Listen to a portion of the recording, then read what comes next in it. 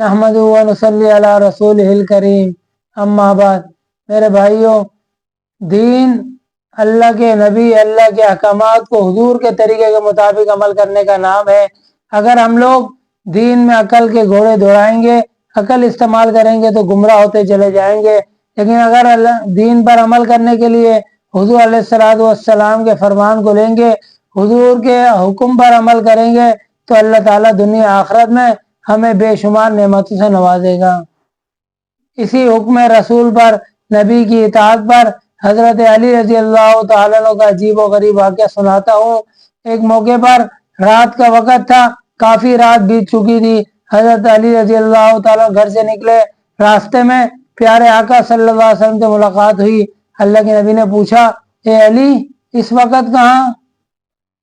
तो अर्ज किया, या रसूल अल्लाह सल्लल्लाहु अलैहि वसल्लम, भूख की हालत है, पेट में कुछ नहीं, इसलिए नींद आ नहीं रही। भूख की हालत है, तो मैं भूख की वजह से जो है मैं घर से निकल गया हूँ। थोड़ा आगे गए, चंद साहबा से मुलाकात हुई, उनसे पूछा, उनसे निकलने की वजह पूछी, यहाँ आने की वजह पूछी, तो उन्होंने भी वही बताई कि भूख की हालत है, नींद नहीं आ रही थी, इसीलिए हम घर से निकल गए।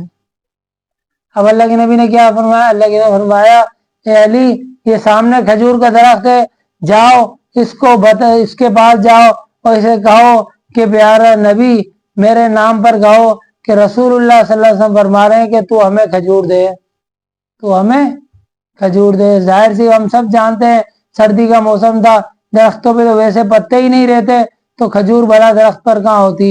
लेकिन नबी का हुक्म था, फौरन हज़रत अली रज़ियल्लाहु ताला नबी की इताअत और ताबेदारी में उस दरख्त के पास गए, उस दरख्त को कहा कि मुझे रसूलुल्लाह सल्लल्लाहु अलैहि वसल्लम ने भेजा है और अल्लाह के नबी फरमा रहे कि तुम हमें खजूर दो।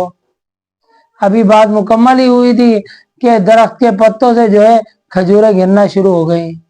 अल्लाह के हज़रत अली रज़ियल्लाहु ताला फौरन अपना दामन फैलाया और दामन भर कर अल्लाह के नबी के पास तशरीफ ले आए और अल्लाह के नबी के सामने पेश कर दी।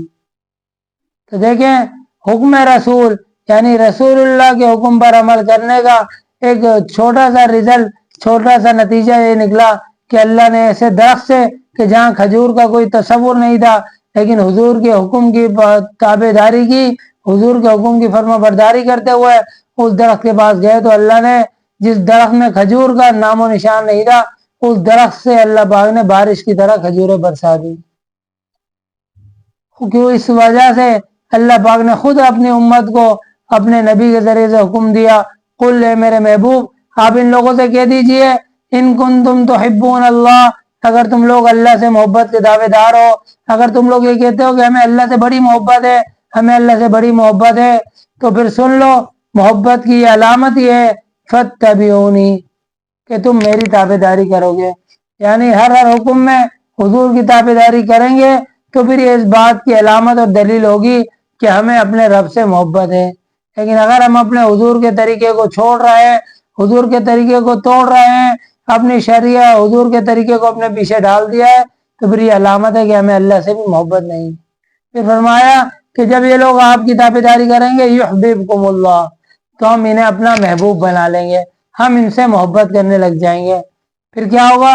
जब हम इन्हें महबूब बना लेंगे, तो ये हो नहीं सकता कि बंदा अल्लाह का महबूब हो और उसके अमाल नामे में गुनाह भरे हुए हों। इसीलिए अल्लाह ने फरमाया, दूसरा इनाम ये देंगे, वयगफिर लकुम जुनूबकुम, तुम्हारी मगफिरत भी कर देंगे।